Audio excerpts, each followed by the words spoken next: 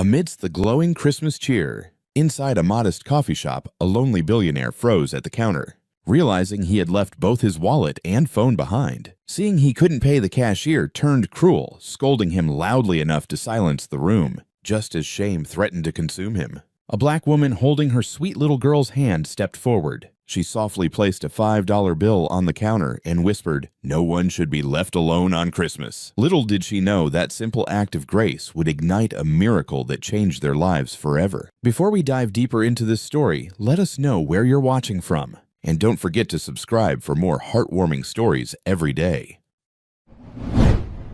The thing about being worth $5 billion is that you stop carrying cash. Why would you everything's on black cards handled by assistants or just taken care of? Which is exactly why Ethan Cole was standing in a dingy diner at 11 p.m. on Christmas Eve staring at a $3 coffee bill like it was written in hieroglyphics. But let's back up. 30 minutes earlier, Ethan had been standing in his penthouse, $80 million of glass and steel suspended above Manhattan like a middle finger to gravity. The view was insane. Central Park stretched out below, dusted with snow that looked fake under the streetlights. Inside, everything was temperature-controlled, perfectly silent, aggressively beige. Minimalist, his interior designer had called it. Sterile, his therapist had suggested before Ethan fired him. He was drinking whiskey. The expensive kind. 50 years old, older than he was. The bottle cost more than most people's cars, and it tasted like regret with a hint of oak. His phone buzzed. Again.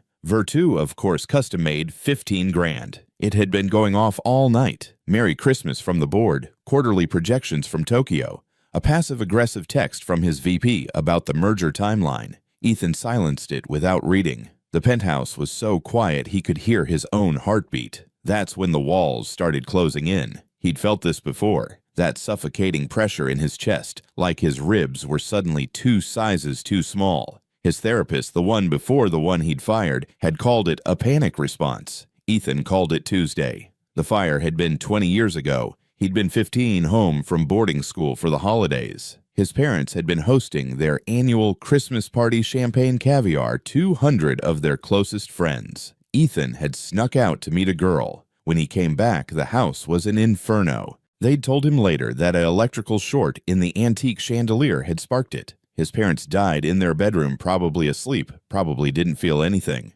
Probably. Ethan had spent the last 20 years making sure he'd never feel helpless again. He'd built NovaCorp from his dorm room, turned it into a tech empire, surrounded himself with steel and glass and money, so much money that nothing could ever hurt him. Except here he was, alone, in a tower he owned, on Christmas. "Screw this," he muttered. He grabbed a hoodie, gray, expensive but deliberately non-branded, and pulled it over his silk pajama shirt. Didn't bother changing, didn't grab his wallet, didn't even think about it. He just needed air, needed to move, needed to be anywhere but here. The elevator ride down felt like descending into normalcy. By the time he hit the street, he was just another guy in a hoodie, hands shoved in his pockets, walking nowhere in particular. That's how he ended up at the Copper Kettle. It wasn't the kind of place Ethan Cole went. Hell, it wasn't the kind of place anyone went unless they were desperate or broke or both. Cracked vinyl booths, fluorescent lights humming like dying insects, a smell that was 50% grease and 50% broken dreams. Perfect. He slid into a booth by the window and stared at the laminated menu like it contained the secrets of the universe. A waitress appeared, Donna, according to her name tag. She looked about 60, tired in a way that went bone deep. "Coffee," Ethan said. "Black." She didn't write it down, just walked away. 3 minutes later, she returned with a mug that had a chip in the rim and coffee that looked like it had been brewed during the Reagan administration. Ethan didn't care. It was warm. It was something to do with his hands. He sat there for 20 minutes watching Christmas lights blink across the street, watching normal people do normal things. A couple arguing over cab fare, a guy in a Santa suit smoking a cigarette, real life messy and loud and completely foreign. Then Donna reappeared with a slip of paper. $3. Ethan reached for his wallet that was sitting on his nightstand, 60 floors up. Next to his phone, his keys, and apparently his common sense. His hand froze halfway to his pocket. He patted himself down, hoodie, pajama pants, nothing. Not a credit card, not a dollar, not even loose change. He looked up at Donna. "I don't have my wallet." Her expression could have curdled milk. "You ordered coffee without money." "I didn't mean to. I forgot." "Right." She crossed her arms. "Listen, buddy, I don't care if you're homeless or just stupid, but you don't get to waste my time. Either pay or I'm calling the cops." Ethan Cole, $5 billion, featured on the cover of Forbes 17 times. Couldn't pay for a $3 cup of coffee. The universe had a sick sense of humor. "I can pay," he said quickly, hating how desperate he sounded. "I just need to go back and get—" "Sure you will." Donna's voice dripped sarcasm. "And I'm the Queen of England." Heat crawled up Ethan's neck. Other customers were starting to stare. An old man in the corner booth smirked. Two teenagers by the counter pulled out their phones. This was about to become a viral video. Billionaire CEO can't afford coffee. His board would lose their minds. "Look," Ethan started, but a voice interrupted him. "I've got it." He turned. A woman stood beside his booth, early 30s, dark skin, wearing scrubs with cartoon reindeer on them. She looked exhausted, the kind of tired that comes from double shifts and life hitting you repeatedly in the face. But her eyes were kind. She placed a $5 bill on the table before Ethan could protest. "It's Christmas," she said to Donna, not to him. "Nobody should get hassled over coffee." Donna snatched the bill, gave Ethan one last disgusted look, and walked away. The woman started to leave too, but Ethan found his voice. "Wait, I can pay you back. Don't worry about it." She smiled, and it transformed her whole face. "Seriously. Merry Christmas." "Mommy." A small voice piped up from the booth behind him. "Did you help that man?" Ethan turned and saw her, a little girl, maybe 6 years old, with dark curly hair pulled into two puffs. She was coloring on a napkin, her legs swinging under the table, light-up sneakers blinking red and green. "Yeah, baby," the woman said. "Just being neighborly." The girl studied Ethan with unsettling intensity. Kids always did that, looked right through you, like they had X-ray vision for bullshit. "You look really sad," she announced. "Lily!" The woman, her mother, looked mortified. "We don't say that to people." "But it's true," Lily insisted. She tilted her head. "Are you sad because it's Christmas and you're all alone?" The question hit Ethan like a physical blow. He opened his mouth, but nothing came out. "Lily, apologize right now," her mother said. "It's okay," Ethan managed. "She's not wrong." An awkward silence stretched between them. Lily continued staring at him with those huge brown eyes. Her mother shifted her weight, clearly wanting to escape this train wreck of a conversation. Then Lily made a decision. "Do you want to come to our house for cookies Mom made them? And they're really good. We have extra because she made too many, and now they're everywhere." "Lily, what you said we should share." Lily looked at her mother, then back at Ethan. "You should come. Nobody should be alone on Christmas. That's what Mom always says." Ethan looked at the woman, this stranger who just paid for his coffee, whose daughter was now inviting him into their home. Every instinct screamed that this was insane. He was Ethan Cole. He had a penthouse waiting. He had a life to get back to. But that life was empty. And this little girl was looking at him like he mattered. "I don't want to impose," he said quietly. The woman, he still didn't know her name, sighed. But when she looked at her daughter's hopeful face, something softened in her expression. "It's just cookies," she said finally. "And honestly, our place is pretty small, kind of a mess. And the heat's been acting up, so I can't promise it'll be comfortable." "I don't need comfortable," Ethan said. And God, he meant it. She studied him for a long moment, and he wondered what she saw. Not a billionaire, that's for sure. Just some sad guy in a hoodie who couldn't pay for his own coffee. "Sarah," she said, extending her hand. "And this is Lily." "Ethan." He shook her hand. Her grip was firm, a nurse's handshake. "Well, Ethan," Sarah said, gathering her bag and helping Lily into her coat. "Hope you like snickerdoodles." As they walked out into the cold December night, Ethan glanced back at the copper kettle. Through the window, he could see Donna wiping down tables, the old man still nursing his coffee, those teenagers laughing at their phones. His penthouse was 60 blocks north. His wallet, his phone, his entire identity. But he turned south, following a stranger and her daughter towards something he couldn't name. For the first time in 20 years, Ethan Cole had absolutely no idea what he was doing. It felt like freedom. Sarah's apartment was in a building that had probably been considered modern around the time Nixon resigned. The elevator made sounds that suggested it was powered by hamsters on wheels, and the hallway smelled like someone's grandmother's potpourri mixed with decades of cooking odors. Home sweet home, Sarah said, unlocking a door that required 3 different keys. Fair warning, it's not much. Ethan stepped inside and stopped. The apartment was tiny. Living room kitchenette, and what he assumed was a bedroom down a short hallway, all crammed into maybe 600 square feet. The furniture was old, but clean, mismatched pieces that looked like they'd been collected from thrift stores and curb alerts. A small Christmas tree stood in the corner, decorated with paper ornaments and popcorn strings. But it was warm. Not temperature-wise, Sarah had been right about the heating, but in every other way that mattered. "Sorry about the cold," Sarah said, adjusting the thermostat with the defeated air of someone who'd already called maintenance 12 times. "Building's supposed to fix the central heating after New Year's." "That's what they said last year, too." "It's fine," Ethan said, and bizarrely it was. Lily had already kicked off her light-up shoes and was dragging a plastic bin from under the tree. "Mom, can we show Mr. Ethan, the ornaments I made?" "Just Ethan is fine," he said quickly. "Lily, let the man breathe," Sarah called from the kitchen, "and wash your hands before you touch those cookies." Ethan found himself on a couch that had seen better decades, watching Lily narrate the history of every paper ornament like they were priceless artifacts. This one was from kindergarten. This one had too much glitter, and her teacher said she broke the glitter bottle, but it was an accident. This one was supposed to be an angel, but looked more like a blob with wings. "You made all of these?" Ethan asked. "Yep." Lily beamed with pride. "Mom says we can't afford the fancy ones from the store, but these are better because they have love in them." Something twisted in Ethan's chest. His childhood Christmases had featured 20-foot trees decorated by professionals, every ornament matching every light, placed with geometric precision. He couldn't remember his mother ever letting him touch them.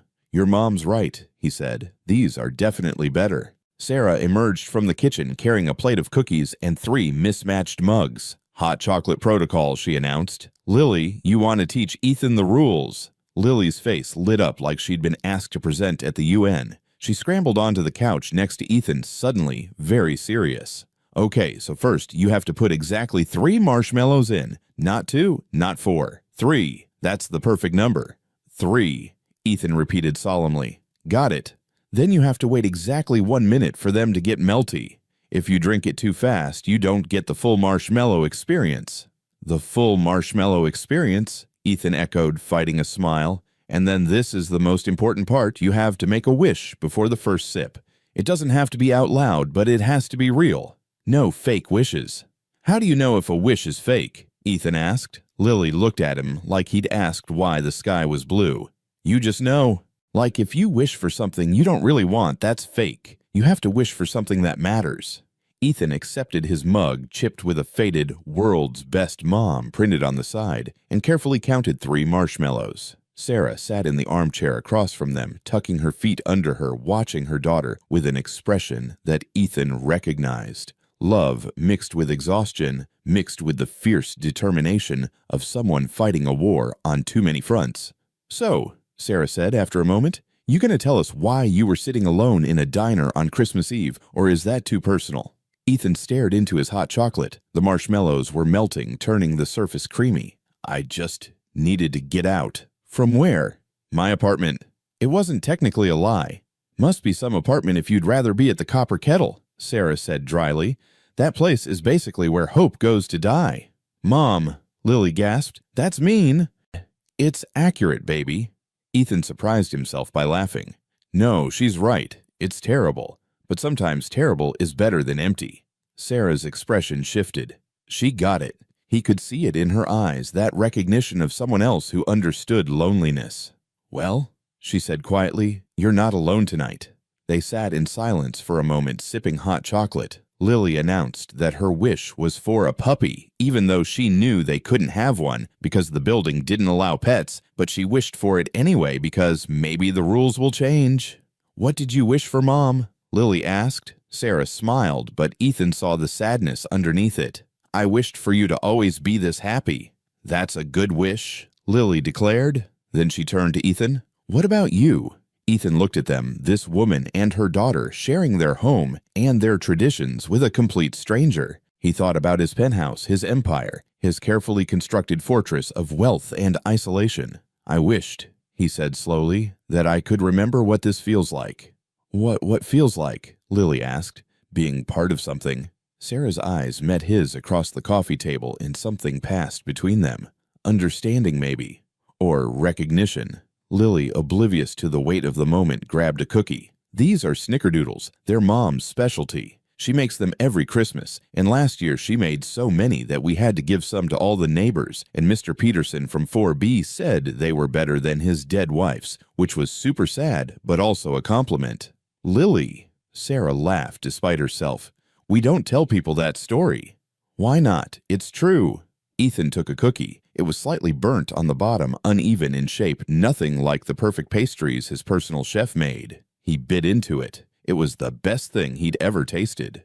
These are incredible, he said, and meant it. Sarah ducked her head, embarrassed. They're just cookies. No, Ethan said firmly. They're perfect. As the night wore on, Lily showed him her coloring books, her collection of rocks from the park. This one looks like a potato, but it's special. And her most prized possession, a stuffed unicorn named Sparkles, who was missing an ear and had definitely seen better days. Sparkles has been with me forever, Lily explained, hugging the unicorn tight. Since I was a baby. Mom says my dad gave it to me. The temperature in the room shifted. Sarah stood abruptly. Lily, it's getting late. You should probably...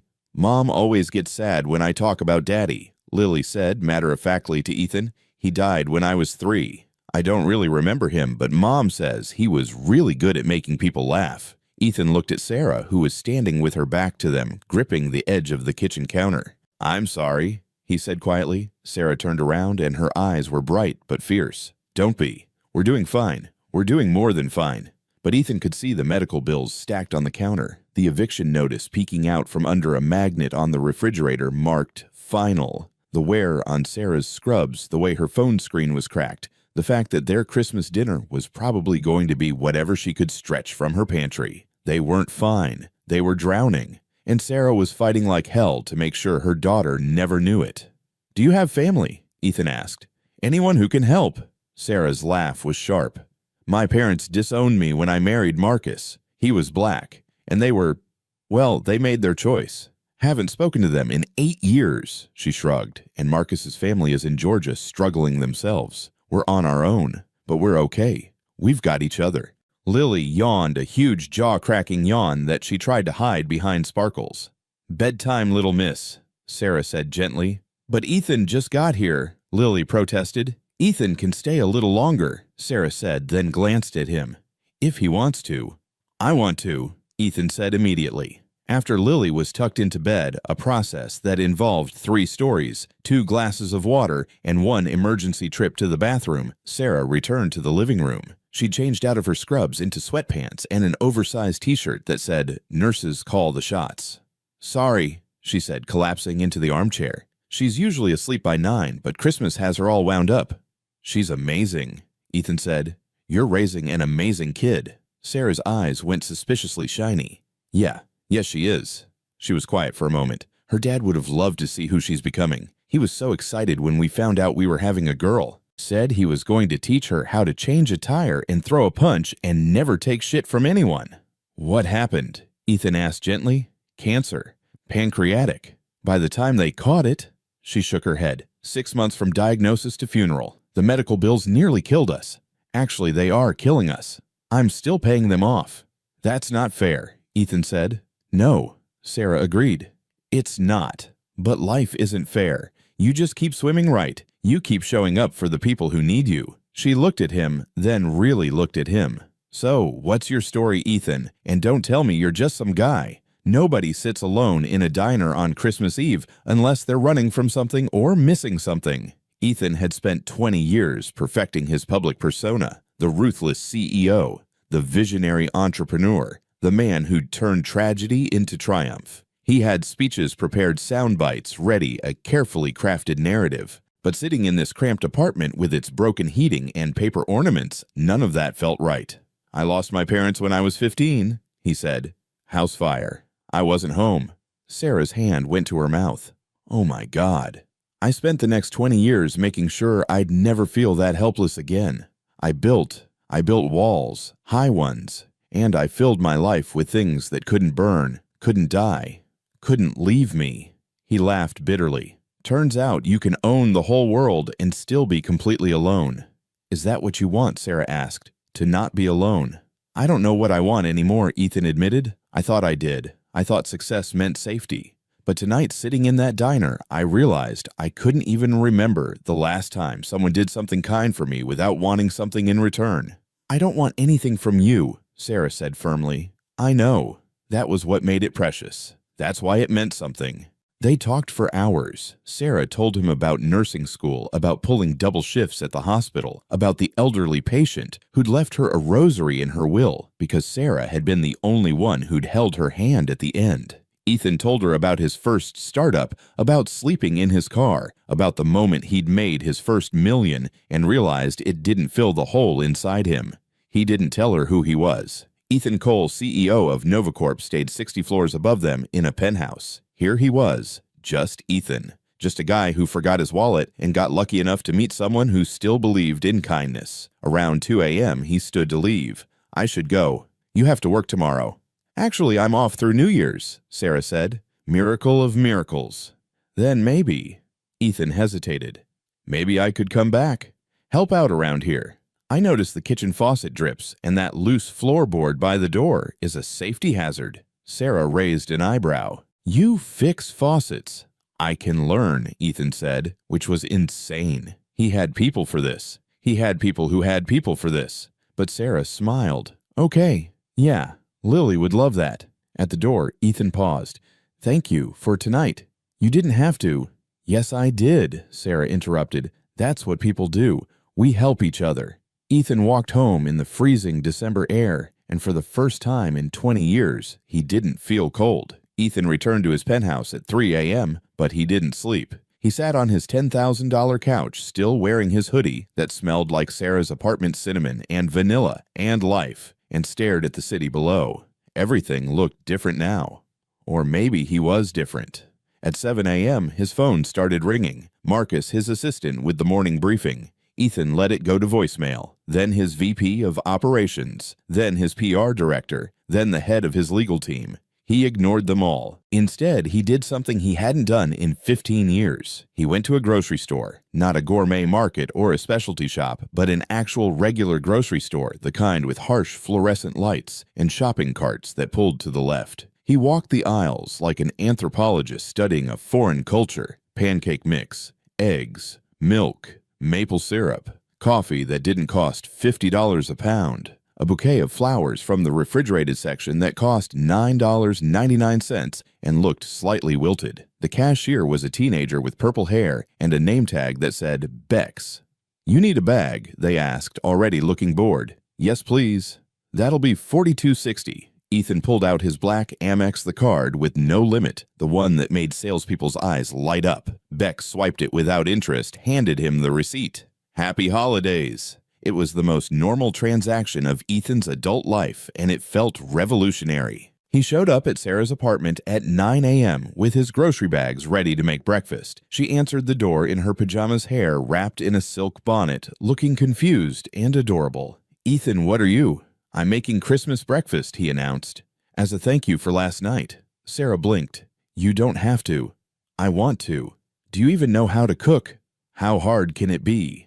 Famous last words. Turns out pancakes were very hard. Ethan, who'd negotiated billion-dollar mergers and revolutionized cloud computing, could not figure out how to flip a pancake without either launching it across the kitchen or creating something that looked like it had been run over by a truck. You're supposed to wait for the bubbles, Lily shouted from her perch on the counter where she'd stationed herself as chief supervisor. I am waiting for the bubbles. Those aren't bubbles, those are craters. Sarah emerged from the bathroom, took one look at the smoking griddle, and the batter splattered across the backsplash, and burst out laughing. Oh my God, she gasped. You've destroyed my kitchen. I'm creating art, Ethan said defensively, scraping what might generously be called a pancake onto a plate. It was black on one side, raw in the middle, and vaguely pentagon-shaped. That's not art, that's a crime scene, Sarah said, but she was smiling. Lily was cackling, actually cackling her laugh, high and bright and completely uninhibited. Ethan had made Fortune 500 executives nervous with a single look,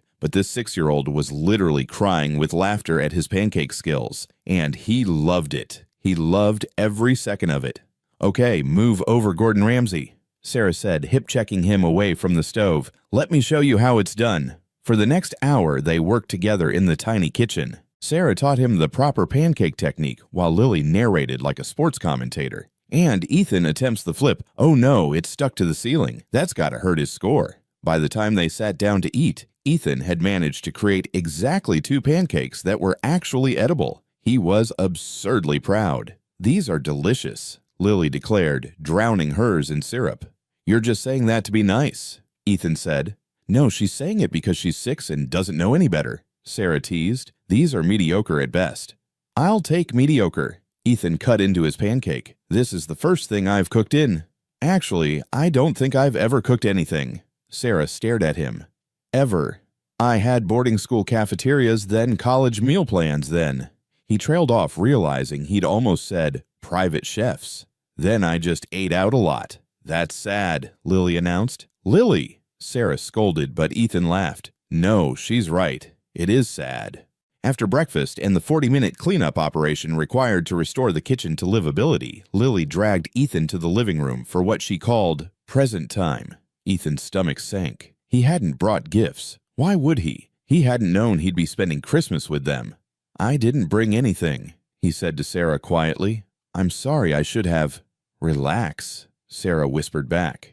"You made breakfast, or attempted to. That's gift enough." But Lily had other plans. She disappeared into her room and returned carrying Sparkles, the one-eared unicorn. "Ethan," she said, suddenly serious, "I want to give you a present." "Lily, you don't have to." "But I want to." She held out Sparkles. "I want you to have Sparkles." The room went very quiet. "Baby," Sarah said softly, "Sparkles is your special toy. You don't have to give." "I know," Lily interrupted, "but Ethan needs her more than me." "Lily, I can't take your unicorn," Ethan said, his throat suddenly tight. "Ah, yes you can." Lily pushed Sparkles into his hands. The unicorn was worn soft from years of love, the pink fur faded one ear hanging by threads. "You said last night that you wanted to remember what it feels like to be part of something. Sparkles helps me remember that my daddy loved me, even though he's gone. She can help you remember that people care about you too."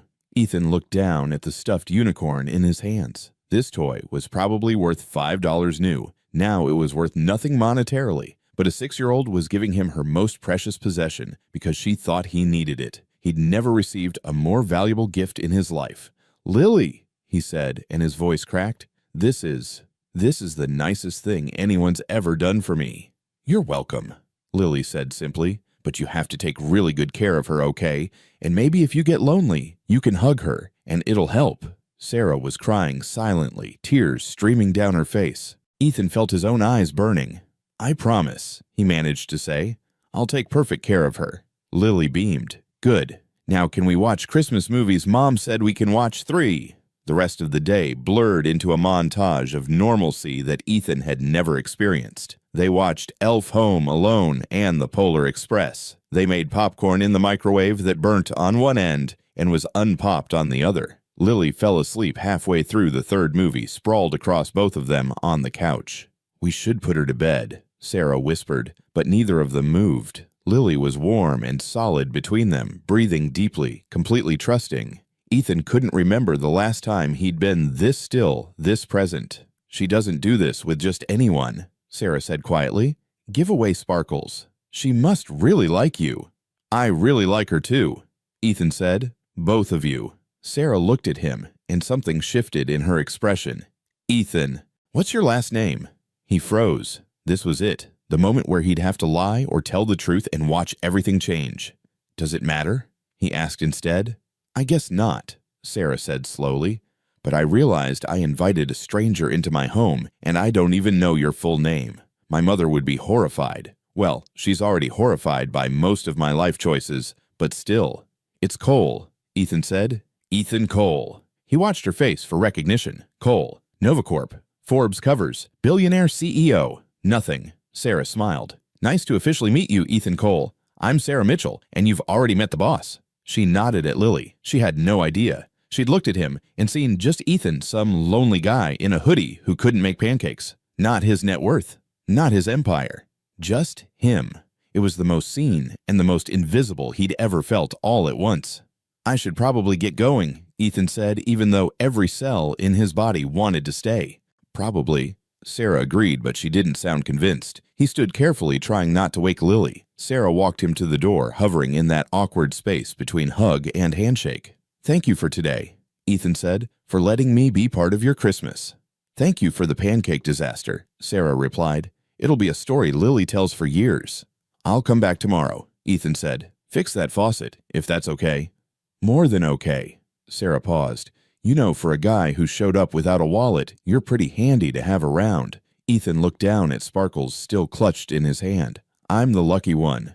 He meant it more than she could possibly know. Ethan spent that night in his penthouse, but he didn't belong there anymore. Everything felt wrong, too big, too cold, too empty. He sat on his bed with sparkles on the nightstand and tried to remember why he'd built this life. Security, control, safety. But he wasn't safe. He was just alone. His phone had 47 missed calls, 89 unread texts, and 23 emails marked urgent. He ignored all of them except one, a text from his assistant Marcus. The Dubai investors are threatening to pull out of the merger if you don't call them by midnight. Please respond. The merger. Right. The one that would add another billion to his portfolio.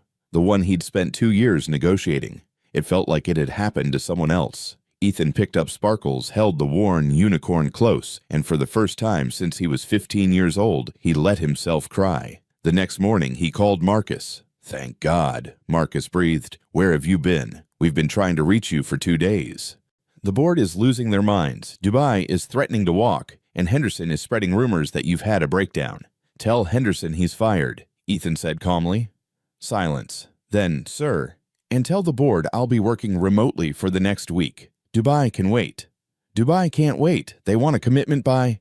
Then they can find another company to merge with. Ethan hung up. His phone immediately started ringing again. He turned it off. Then he went shopping. Real shopping. At a hardware store. An hour later, he showed up at Sarah's door with a toolbox, a new faucet supplies to fix the loose floorboard, and absolutely no idea what he was doing. Sarah opened the door in her scrubs. She'd picked up a shift last minute when a coworker called in sick. You actually came back, she said, surprised. I said I would. Yeah, but... She shook her head. Most people say a lot of things.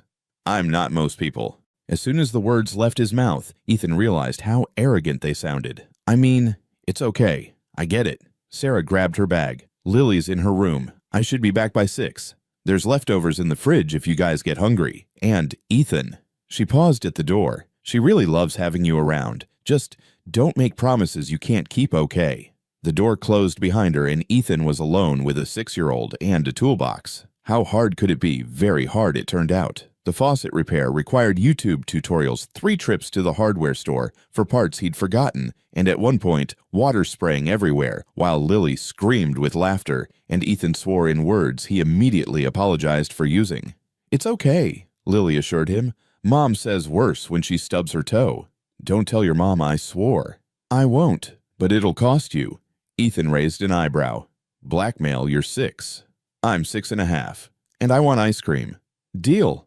By the time Sarah came home, the faucet was fixed. Mostly, the floorboard was secure, and Ethan and Lily were sitting on the couch, covered in chocolate ice cream, watching some animated movie about talking cars. Sarah took one look at them and laughed. You have ice cream in your hair. Lily has ice cream in places I didn't know ice cream could reach. Ethan replied. It's in my ear, Lily announced proudly. Bath time, sticky monster, Sarah said, but she was smiling. Say goodnight to Ethan.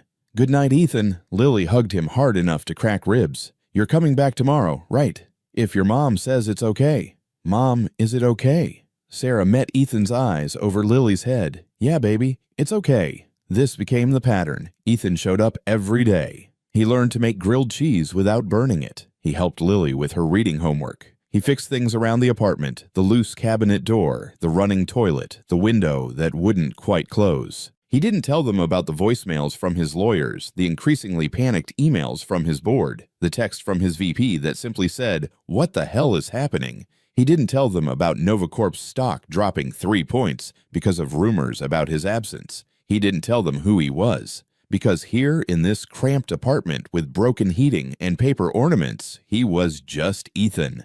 And just Ethan was the happiest he'd been in 20 years. On New Year's Eve, Sarah had the night off. They made dinner together spaghetti because Lily insisted it was fancy and Ethan didn't argue. They ate at the tiny kitchen table knees, bumping laughing at Lily's impression of her kindergarten teacher. "She talks like this," Lily said in a nasally voice, "and she always says people when we're being too loud." "Maybe you should try being less loud," Sarah suggested. "But why?" Lily asked, genuinely confused. After dinner, they watched the New Year's countdown on TV. Lily made it until 11:30 before crashing hard asleep with her head on Ethan's lap. "She's out," Sarah whispered. "Should I move?" "Don't you dare. She's comfortable." They sat in the dim light, watching the TV on mute, the city celebrating outside the window.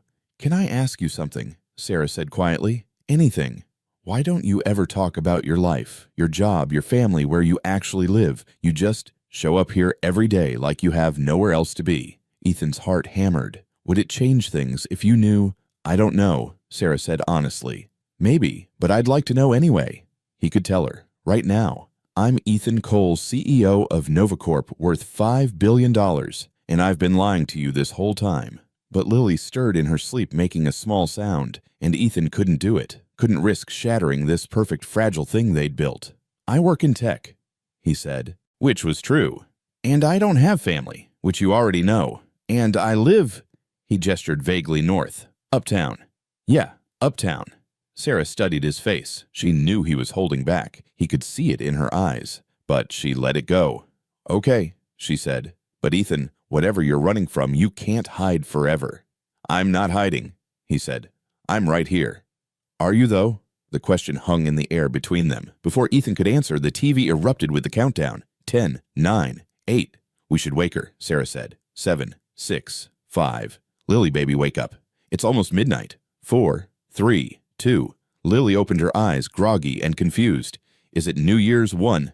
Happy New Year," they all said together, and outside the city exploded with fireworks. Lily hugged them both. Sarah's hand found Ethan's across the couch cushions. Their fingers intertwined, and Ethan felt something shift in his chest, a crack in the walls he'd spent 20 years building. He was falling for her, for both of them, for this life that wasn't his but felt more real than anything he'd ever had, and he had no idea how to tell her the truth without losing it all. 2 days into the new year, Ethan made the worst decision of his life. He'd gone home to shower and change. His penthouse was starting to feel like a hotel room, a place he visited between real life when he saw the stack of legal documents his assistant had couriered over. Medical bills, all of Sarah's medical bills from her husband's cancer treatment. Marcus had included a note. "Ran a background check per your request. Subject Sarah Mitchell, 32 RN at Mount Sinai. Widowed, 1 dependent. Outstanding debt, $87,450 in medical bills currently in collections. Facing eviction proceedings. Thought you should know." Ethan stared at the number. $87,000. That was nothing to him. Less than what he spent on wine in a year. He could make this disappear with a single phone call. He could save her. His assistant had also compiled a wish list of sorts, everything Lily had ever mentioned, wanting everything the apartment needed. A new heating system, furniture, clothes, toys, education funds, a trust that would ensure Lily could go to any college she wanted. Ethan could give them everything. So he did. He made calls, pulled strings. By noon, he'd paid off every bill, set up a trust fund for Lily's education, and arranged for complete renovation of the apartment. He'd contacted the building owner and bought the entire building, just to ensure they'd never face eviction. Then he went shopping. Designer clothes for Sarah's sizes, estimated but close enough. An entire toy store's worth of gifts for Lily. A new laptop, a new phone, kitchen appliances that actually worked. Everything they could possibly need. He had it all delivered to their apartment at 4 p.m. Ethan showed up at 5 p.m. with flowers and a smile, ready to see their faces light up with joy and gratitude. Sarah opened the door, and Ethan's smile died. She was furious. "What the hell did you do?" she said, her voice shaking. "I helped," Ethan said, confused. "I wanted to—" "You wanted to what? Buy us?" Sarah's eyes were blazing. "The bank called me at work, said my debts were paid off. Then the building manager called, said I didn't need to worry about rent anymore. Then this," she gestured at the apartment behind her, stuffed with boxes and bags. "All of this showed up." "Sarah, let me explain." "Explain what? That you went behind my back and decided we were your charity case. It's not like that. Then what is it like, Ethan? Sarah crossed her arms. Because from where I'm standing, some guy I've known for a week just threw money at all my problems without even asking if I wanted his help. I was trying to help. I didn't ask for help. I invited you to share cookies and watch movies, not to She pressed her hands to her face. Who are you really? This was it, the moment of truth. Ethan Cole, he said quietly, CEO of Novacorp. Sarah's face went blank. The tech company. Yes. The billionaire. Yes. She laughed, but it wasn't a happy sound. Oh my God. Oh my God, you've been lying to me this whole time. I didn't lie, You let me pay for your coffee. You watched me count quarters to buy Lily's Christmas presents. You sat in my apartment with broken heating and didn't say a word about being able to fix it all with pocket change. Her voice was rising. Were you laughing at us? Was this funny to you? No, Sarah. No, it wasn't like that at all. Then what was it like? She was crying now, angry tears streaming down her face. Because I told you things, Ethan. I told you about Marcus, about the bills, about struggling. And you just sat there. And what? Took notes for your charity project? I fell in love with you. The words exploded out of Ethan. Both of you. That's what happened. I walked into that diner wanting to disappear, and you saved me. You and Lily gave me something I didn't even know I was missing. And yes, I should have told you who I was, but I was terrified that if you knew, everything would change. Everything has changed, Sarah shot back. You changed it. You think you can throw money at people and fix them like they're one of your broken companies. We're not a merger, Ethan. We're human beings with dignity and pride, and you just... She couldn't finish. She was sobbing now, and Ethan wanted to reach for her, but the look on her face stopped him cold. Where's Lily? He asked. At her friend's house for a sleepover. Thank God, she doesn't need to see this. Sarah, please, let me fix this. You can't fix this, Sarah screamed. Don't you understand? I didn't need you to save me. I needed you to see me, to respect me enough to ask before you decided what was best for my life. I do respect you. No, you don't. If you respected me, you would have told me the truth. You would have treated me like an equal instead of some poor person who needed rescuing. She wiped her eyes, straightened her spine. I want you to take it all back. The money, the gifts, everything. I can't take back the medical debt, then donate it. Give it to someone else. I don't care. But I won't accept it. Not like this. She started gathering the shopping bags, shoving them toward him. And I want you to leave. Sarah, leave. Her voice cracked. Just leave, Ethan. Go back to your penthouse and your billion-dollar company and your perfect controlled life. We don't fit in it anyway. You're wrong, Ethan said desperately. You're everything. You and Lily are the only real things in my life. We're not things, Sarah shouted. We're people, and you can't buy people no matter how rich you are. She pushed the bags into his arms and shut the door in his face. Ethan stood in the hallway, surrounded by bags full of gifts that suddenly felt like evidence of his own stupidity, and realized he'd destroyed the best thing that had ever happened to him. He'd tried to save them with money, but all they'd ever needed was for him to be honest. He sank down onto the floor back against the wall and finally understood what Lily had been trying to tell him with sparkles. You couldn't buy magic. You couldn't purchase belonging. You could only show up honestly and completely and hope someone chose to let you in. And he'd blown it. Ethan spent the night in the hallway. He sent the delivery trucks away, called his assistant to cancel all the arrangements, and just sat there, hoping Sarah would open the door, hoping she'd give him a chance to explain properly. At 6 a.m., the door opened. Sarah stood there in her bathrobe looking exhausted. You're still here, she said flatly. I'm still here.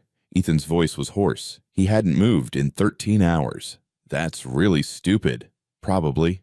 Sarah sighed and stepped aside. Come in. You look terrible. Ethan stood on shaky legs and followed her inside. The apartment looked the same. No designer furniture. No new appliances. She'd refused it all. I'm sorry, he said immediately. I'm so sorry, Sarah. You were right about everything. I was trying to control the situation instead of respecting you. I treated you like a problem to solve instead of a person.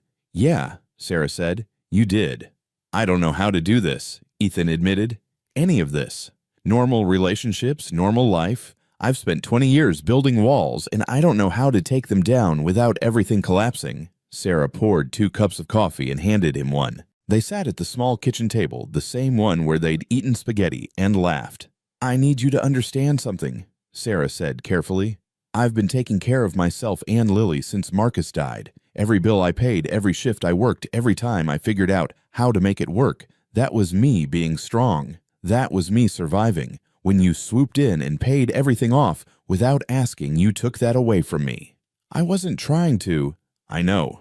You weren't trying to hurt me. But impact matters more than intent, Ethan. Your money doesn't make my struggles disappear. It just makes them invisible. And that makes me feel invisible too. Ethan set down his coffee cup. You're right. I was thinking about how good it would feel to help, not about how it would feel to receive help you didn't ask for. That was selfish. It was, Sarah agreed. But I also understand why you did it. You've been alone for so long that you've forgotten how relationships work. They're not transactions. Teach me, Ethan said. Please. I'll get it wrong 100 more times probably, but I want to learn. I want to do better. Sarah studied his face for a long moment. Okay, but we start over. Clean slate. No secrets. No secrets, Ethan agreed. I'm Ethan Cole. I'm 35 years old. I run a tech company worth billions. I lost my parents when I was 15 and spent the next 20 years trying to fill a hole that money can't fill. I met you in a diner when I was at my lowest, and you saved me without even trying, and I'm falling in love with you even though I have no idea what I'm doing. Sarah's eyes went wide. Ethan, you don't have to say anything back, he said quickly. I just wanted you to know. Full honesty. I'm Sarah Mitchell, she said after a moment. I'm 32 years old. I'm a nurse. I lost my husband 3 years ago, and I'm still figuring out how to be whole again. I have a daughter who's the center of my universe, and my biggest fear is failing her, and I think I might be falling for you too, which terrifies me. Why? Because Lily's already attached to you. She calls you my friend Ethan and includes you in every story. If this doesn't work out, Sarah's voice wavered. She's already lost one father figure. I can't let her lose another. Ethan reached across the table and took her hand. Then I won't leave. No matter how hard it gets, no matter how many mistakes I make, I'm here. That's a big promise. I know. They sat in silence, hands linked, the morning light filtering through the thin curtains. It wasn't fixed. They weren't magically healed, but it was a start. So what now? Sarah asked. Now I go to my actual job for the first time in 2 weeks, Ethan said wryly. And probably get yelled at by several very expensive lawyers. And tonight, if you'll let me, I'll come back. I'll help Lily with her homework. I'll try not to burn dinner. I'll be just Ethan. Just Ethan works for me, Sarah said softly. When Lily came home from her sleepover, she launched herself at Ethan with her usual enthusiasm. You're here. Emma's mom said she saw you on the news and you're super famous and rich. Is that true? Ethan glanced at Sarah, who nodded permission. It's true, he said. I should have told you before. I'm sorry. Lily considered this. Are you still going to help me learn to ride a bike? Of course.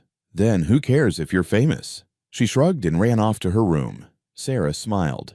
See, kids have their priorities straight. For the next few weeks, they found a rhythm. Ethan went to Novacorp during the day, dealing with the fallout from his absence. His board was furious. Dubai had pulled out of the merger. Competitors smelled blood in the water. But every evening he went to Sarah's apartment. He learned to braid hair badly. He attended a parent-teacher conference as Lily's friend Ethan and beamed with pride when her teacher said she was reading above grade level. He and Sarah went on actual dates, dinner at normal restaurants, walks in the park, a movie where they shared popcorn, and he didn't even think about the stock price ticker. He was happy, genuinely, completely happy. Then the crisis hit. Ethan was at Sarah's apartment helping Lily build a Lego castle when his phone rang. Marcus. He almost didn't answer. Sir, we have a situation. Victor Ashford is making a hostile takeover bid. Ethan's blood ran cold. Victor Ashford, his biggest competitor, a man who'd been trying to destroy Novacorp for 5 years. How hostile? He's offering premium shares to all major stockholders. He's got financing lined up. And he's spreading rumors about your competence, using your absence as proof you're unfit to lead. When's the board meeting? Tomorrow, 9 a.m. If you're not there, they might vote you out as CEO. Ethan looked at Lily carefully, placing a purple brick on her castle tower. At Sarah, reading on the couch, her feet tucked under her. I'll be there, he said. He hung up, and Sarah looked at him. Trouble. Someone's trying to take my company. Can they? If I don't fight back. Ethan ran his hand through his hair. It's going to be intense for a while. Late nights, early mornings, a lot of stress. Sarah set down her book. Okay, we can handle that. But they couldn't. Over the next month, Ethan was drowning. Ashford wasn't just coming after Novacorp. He was trying to dismantle everything Ethan had built. Every day brought new attacks, new crises, new fires to put out. Ethan started missing dinners. Then he started missing evenings entirely. He'd text Sarah at 11 p.m. Sorry, still at office, tomorrow, I promise. He missed Lily's ballet recital. He'd been in emergency meetings with lawyers trying to block Ashford's latest move. It's okay, Lily had said on the phone, but her voice was small. Mom recorded it. It wasn't okay. He missed Sarah's birthday. Forgot it entirely until Marcus mentioned it in passing. Shit, Ethan had said, reaching for his phone. Maybe flowers, Marcus suggested. Flowers aren't enough. Better than nothing, sir. But when the flowers arrived, $200 worth of roses, Sarah called him. This isn't what I wanted, she said quietly. I know I'm sorry there was an emergency. There's always an emergency, Ethan. That's the problem. He'd promised to do better. He hadn't. The final straw came 6 weeks into the battle with Ashford. Lily was performing in her school play, The Wizard of Oz. She was Dorothy. She'd been practicing her lines for months, and she'd made Ethan pinky swear promise, that he'd be in the front row. You have to see me click my heels together, she'd said. It's the best part. I'll be there, Ethan had sworn. Front row center seat, I promise. The play was at 7 p.m. on a Thursday. At 4 p.m. that Thursday, Ethan got a call from his lead investor in Dubai. Mr. Cole, we need you here. Tomorrow morning, we're ready to discuss the partnership again, but only if you're serious. Only if you're committed. I can't tomorrow. Then we're going with Ashford. He's offering us better terms and better leadership. No offense, but you've been distracted lately. We need someone focused. This was it. The deal that would save Novacorp. $1 billion. The partnership that would crush Ashford's takeover attempt. Or Lily's play. Ethan stood in his office looking at his calendar. Lily's play circled in red. Front row, written in all caps, his company or his promise, his empire or a 6-year-old girl clicking her heels together. He made the wrong choice. I'll be on a plane in 2 hours, Ethan said. He called Sarah from the car to the airport. She didn't answer. He left a voicemail. Sarah, I'm so sorry. There's an emergency in Dubai. It's the deal that could save everything. I have to go. Please tell Lily, tell her I'm sorry. I'll make it up to her, I swear. He hung up and stared at his phone. Then he turned it off. The Dubai meeting was successful. The investors signed. $1 billion secured. Novacorp saved. Ethan sat in his 5-star hotel room afterwards, surrounded by luxury, and felt nothing but emptiness. His phone was still off. He didn't want to see the messages. Didn't want to know how badly he'd failed. But at 2 a.m., unable to sleep, he turned it on. 17 missed calls from Sarah, 34 text messages, and 1 video attachment. He clicked the video. It was the play, filmed from the audience. The camera found Lily on stage, dressed as Dorothy, her hair in braids, clicking together silver shoes. The camera panned to the front row, to the seat Ethan had promised to fill, empty. Lily's eyes found that seat, searched it. Her smile faltered just for a second. Then she kept performing mechanical and perfect, saying her lines like a robot. The video cut to backstage afterward. Lily was crying still in her costume mascara running. He promised, she sobbed. He pinky promised Mom. I know, baby. Did I do something wrong? Is that why he didn't come? No, sweetheart, you were perfect. Then why? Lily's voice broke. Why did he lie? The video ended. Ethan sat in his hotel room and felt his world collapse. He'd saved his company. He'd lost his soul. He'd made the same choice his parents had made 20 years ago, put the business first, put everything else second. And he'd broken a 6-year-old girl's heart. Ethan booked the first flight back to New York. He didn't sleep. He didn't eat. He just stared out the window at the clouds and realized that he'd become exactly what he'd feared. Alone. Successful. Empty. A billionaire with nothing that mattered. The plane touched down at JFK at 6 a.m. Ethan didn't go home. Didn't go to the office. He went straight to Sarah's apartment. He knocked on the door. No answer. He knocked again. Sarah, please. I know you're angry. The door opened, but not all the way. Sarah stood in the gap and her face was stone. You need to leave, she said. Let me explain. There's nothing to explain, Ethan. You made your choice. You chose your company over my daughter. It wasn't like that. Then what was it like? Sarah's voice was dangerously calm. Because from where I'm standing, you promised a 6-year-old girl you'd be there for the most important night of her life, and you got on a plane instead." The investors said, "I don't care what the investors said." Sarah's composure cracked. "You know what Lily said when we got home? She said, 'Maybe I'm not important enough.' That's what you taught her, Ethan. That she's not important enough." The words hit him like physical blows. "Where is she?" Ethan asked. "Let me talk to her." "No." Sarah's voice was flat. "You don't get to talk to her. You don't get to explain or apologize or make promises you won't keep. You're done." "Sarah, please. My daughter has already lost one father. I won't let her lose another one piece by piece every time you choose work over her. So I'm choosing for all of us. You need to go back to your life, and we'll go back to ours." "You are my life," Ethan shouted. "You and Lily. Everything else is it's just noise and numbers and nothing that matters." "Then why weren't you there?" Sarah asked simply. Ethan had no answer. No good one anyway. "That's what I thought." Sarah started to close the door. "Wait." Ethan put his hand on the door. "What if I quit?" Sarah stopped. What if I quit, stepped down as CEO, made Novacorp someone else's problem?" The idea was forming even as he spoke, and it felt right. It felt like the only right thing. "What if I choose you, both of you? For real this time?" "Ethan, you can't just—" "Why not?" He was warming to the idea now, seeing it clearly. "I built that company to feel safe, to feel in control. But I'm not safe. I'm miserable. The only time I've felt alive in 20 years was eating burnt pancakes in your kitchen." "You'd lose everything."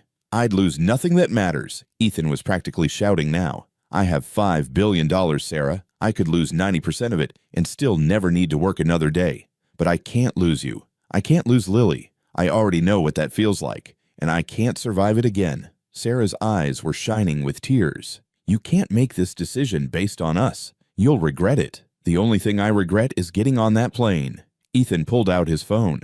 Right there in the hallway, he called his VP. "Get me the board. Emergency meeting. Today." "Sir, we're still in negotiations." "Cancel them. I'm resigning as CEO." Silence on the other end. Then, "You're what?" "Effective immediately. Promote Jennifer to CEO. She's been running things anyway. I'll stay on as an advisor, minimal hours, but I'm done with the day-to-day." "Sir, with all due respect, have you lost your mind?" "No," Ethan said, looking at Sarah. "I just found it." He hung up and turned back to Sarah. "I'm not asking you to take me back. I know I broke your trust. I broke Lily's trust. But I'm asking you to let me prove that I can be the person you both deserve." "Ethan, I'm going to be here every day. I'm going to fix every faucet, attend every play, learn to braid hair properly. I'm going to show up. Not as a CEO or a billionaire, just as Ethan, the guy who can't make pancakes and needs a 6-year-old to teach him about marshmallow protocol." Sarah was crying now. She won't even come out of her room. She's devastated. "Then let me talk to her. Please. I need to apologize. I need her to know that I failed her, not the other way around." Sarah hesitated. Then slowly she opened the door wider. Lily's room was at the end of the short hallway. The door was covered in crayon drawings and stickers. Ethan knocked softly. "Go away," came a small voice. "Lily, it's Ethan." "I know. Go away." "I can't do that, kiddo. I need to apologize." "I don't want your apology." Ethan sat down on the floor back against the door. "Okay, then I'll just talk and you can listen. Or not listen. Whatever you want." Silence from inside the room. "I messed up," Ethan said to the door. "I promised I'd be at your play, and I wasn't. I got scared about work stuff, and I made a choice that hurt you. And I'm so sorry." No response. "You know what your mom told me once. She said that impact matters more than intent. That means it doesn't matter that I didn't mean to hurt you. I still did, and that's on me." He heard a small sound. Maybe Lily was listening. "When I was a kid, my parents missed a lot of my stuff too.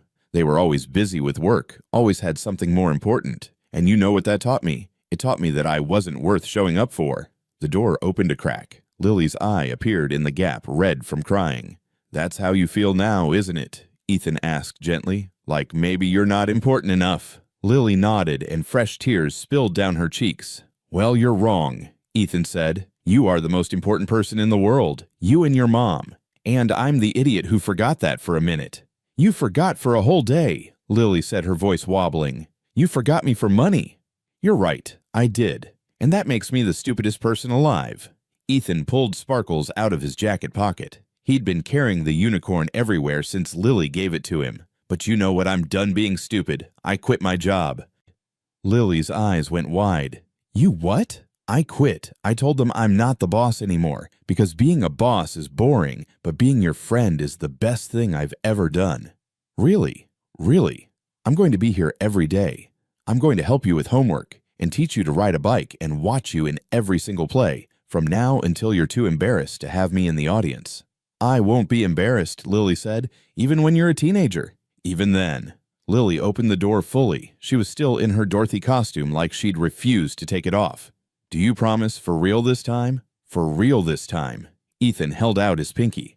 Pinky promise. And if I break it, you can keep Sparkles forever, and I'll eat a whole jar of pickles. You hate pickles, Lily said. Exactly. That's how serious I am. Lily studied his face for a long moment. Then slowly she wrapped her pinky around his. Okay, she said. But you're still in trouble. I know. Big trouble. The biggest. Lily threw her arms around his neck and burst into fresh sobs. I missed you so much. I missed you too, kiddo. Ethan hugged her back, and over her head he saw Sarah in the doorway, tears streaming down her face. I'm sorry, he mouthed to her. Sarah just shook her head, but she was smiling through her tears. They spent the rest of the day together. Ethan watched a recording of the play, all of it start to finish, while Lily provided director's commentary. That's when I almost forgot my line, but I remembered. That's Emma. She's my best friend. She's a munchkin. He saw the moment when Lily looked at his empty seat, saw her face fall, and it broke his heart all over again. You were incredible, he told her when the video ended. A star. You really think so? I know so. And I'm sorry I wasn't there to see it in person. It's okay, Lily said, snuggling into his side. You're here now. Later, after Lily was in bed, Ethan and Sarah sat on the couch. Did you really quit? Sarah asked. I really did. Called the board this afternoon and made it official. Jennifer's taking over as CEO. I'll stay on as strategic advisor, work from home, set my own hours. Ethan, that's a huge decision.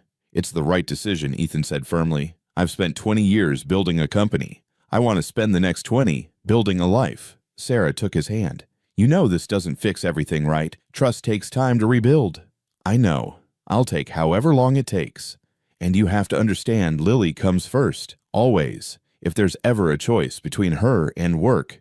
There's no choice, Ethan interrupted. It's her. It'll always be her. Both of you. Sarah studied his face in the dim light. You really mean that?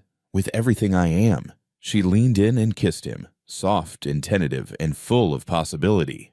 Okay, she whispered against his lips. Let's try again. For real this time.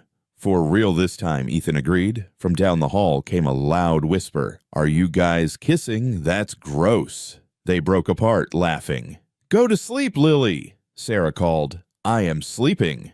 I'm sleep-talking. Ethan pulled Sarah close, and for the first time since Dubai, he felt like he could breathe. He'd almost lost everything that mattered, but he'd made it back. And he wasn't going anywhere ever again. 6 months later, Ethan stood in the Copper Kettle, the same dingy diner where everything had started, and tried not to throw up from nerves. You're sweating, Sarah observed. I'm not sweating. This is just strategic moisture. That's disgusting. I'm aware. They were sitting in the same booth where Sarah had paid for his coffee almost a year ago. Lily was at the counter charming Donna into giving her extra whipped cream on her hot chocolate. In Ethan's pocket was a ring, not a diamond. Not some massive, expensive thing that screamed billionaire proposal. Instead, it was a custom design, a simple silver band with a tiny unicorn engraved on it, sparkles immortalized in jewelry. You're really doing this here? Sarah asked. This is where it started, where you saved me with $5 and an invitation to cookies. Ethan took her hand. Seemed fitting. I didn't save you. You saved yourself. No, Ethan said. I was drowning. You threw me a lifeline. You and Lily both. The past 6 months had been the best of his life. He'd kept his promise. He'd shown up every day. He'd learned to braid hair still badly, but Lily said it had personality. He'd attended every parent-teacher conference, every ballet class, every playground hangout. He'd become a fixture in Lily's life, not replacing her father, never that, but becoming something new, something chosen. He and Sarah had moved slowly, carefully rebuilding trust brick by brick. They'd gone on dates. Real dates where Ethan didn't check his phone every 5 minutes. They'd had fights, normal couple fights, about whose turn it was to do dishes and whether pineapple belonged on pizza. They'd figured out how to be partners, and Ethan had started something new. A foundation using his wealth to help families dealing with medical debt. Sarah ran it using her nursing background and her understanding of the healthcare system. They'd helped over 300 families so far, turned Ethan's guilt about his wealth into something that actually mattered. Mom, Lily, bounced back to the booth, whipped cream on her nose. Donna says she remembers when Ethan couldn't pay for coffee and you had to save him. Donna has a big mouth, Ethan muttered. Donna tells the truth. Donna called from behind the counter. And I'm still waiting for my tip from that coffee Mr. Billionaire. Ethan had already left her a $1,000 tip last month, but he didn't argue. He pulled out his wallet and handed Lily a $5 bill. Go give this to Donna. Tell her it's for my tab. This is way more than $3, Lily said. Inflation, Ethan said solemnly. After Lily skipped off, Sarah laughed. You're ridiculous. I'm nervous. About what? This was it. Ethan slid out of the booth and dropped to one knee. Sarah's eyes went huge. Ethan. Sarah Mitchell, he said, pulling out the ring. Almost a year ago, I walked into this diner feeling like I had everything and nothing all at once. You bought me coffee. You invited me into your home. You taught me that the best things in life aren't things at all. They're moments and people and burnt pancakes. Sarah was crying. Happy crying, he hoped. You challenged me. You called me out when I was being an idiot. You made me want to be better, not for my company or my reputation, but for you and Lily. You both gave me a family when I thought I'd be alone forever. Ethan, Sarah whispered, I know I messed up. I know I'll probably mess up again because I'm still learning how to be a normal human. But I promise to keep showing up, to keep trying, to choose you and Lily every single day for the rest of my life. He held up the ring. So will you marry me? Sarah was full on sobbing now. You put sparkles on the ring. Is that a yes? Yes. Yes, you ridiculous man. Of course, yes. The diner erupted in applause. Ethan hadn't realized they had an audience, but apparently everyone in the copper kettle had been watching. Donna was crying. The old man from the corner booth was clapping. Even the teenagers who'd tried to film Ethan's coffee humiliation a year ago were cheering. Ethan slipped the ring onto Sarah's finger and kissed her, and it felt like coming home.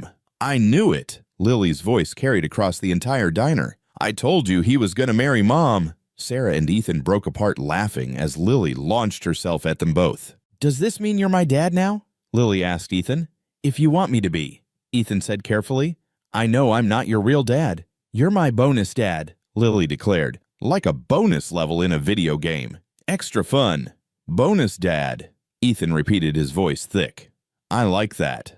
Good. Because now you have to come to all my stuff forever and ever. Deal. That night, Ethan took them both home to the new place they'd found together. Not his penthouse, they'd sold that. Sarah said it gave her vertigo, and not Sarah's old apartment, though they'd bought the building and turned it into affordable housing. Instead, they'd found a brownstone in Brooklyn with a backyard where Lily could play, and enough bedrooms for everyone to have their own space. It was chaotic and loud and full of Lily's art projects and Sarah's medical journals and Ethan's failed cooking experiments. It was perfect. 3 years later, on Christmas Eve, Ethan found himself in the kitchen of that brownstone, once again attempting to make pancakes. You're burning them again, Sarah called from the living room. I'm creating a crispy texture. You're creating carbon. Lily, now 9.5, as she constantly reminded everyone, wandered in wearing Christmas pajamas. Dad, you're terrible at this. Dad. She'd started calling him that about 6 months after the wedding. Ethan still got choked up every time. Your mother won't let me use the expensive griddle, Ethan complained, because you broke the last two. Sarah appeared in the doorway, pregnant belly leading the way. 7 months along with twins, a boy and a girl, according to the ultrasound. Ethan still couldn't believe it. He was going to be a father. For real. Biology and everything.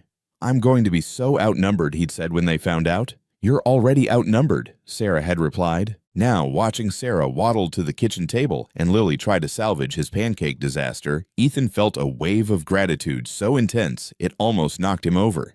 Hey, Sarah said, noticing his expression. You okay? I'm thinking about how different my life would be if you hadn't paid for that coffee. You'd probably still be alone in your penthouse drinking expensive whiskey and being miserable, Sarah said. Probably, Ethan agreed. Do you miss it? she asked. The power, the control, the billions of dollars. Ethan looked around their kitchen, at the refrigerator covered in Lily's drawings, at the hand-drawn calendar marking ballet recitals and doctor appointments and date nights, at the pancakes burning on the stove. He really was terrible at this. At Sarah, glowing and beautiful and exhausted from growing two humans. At Lily, who'd just discovered the fire extinguisher and was eyeing the stove with concern. Not even a little bit, he said honestly. Liar, Sarah teased. You missed the private jet. Okay, I missed the private jet, Ethan admitted, but only because flying commercial while pregnant looks uncomfortable. It's terrible. Your children are using my bladder as a trampoline.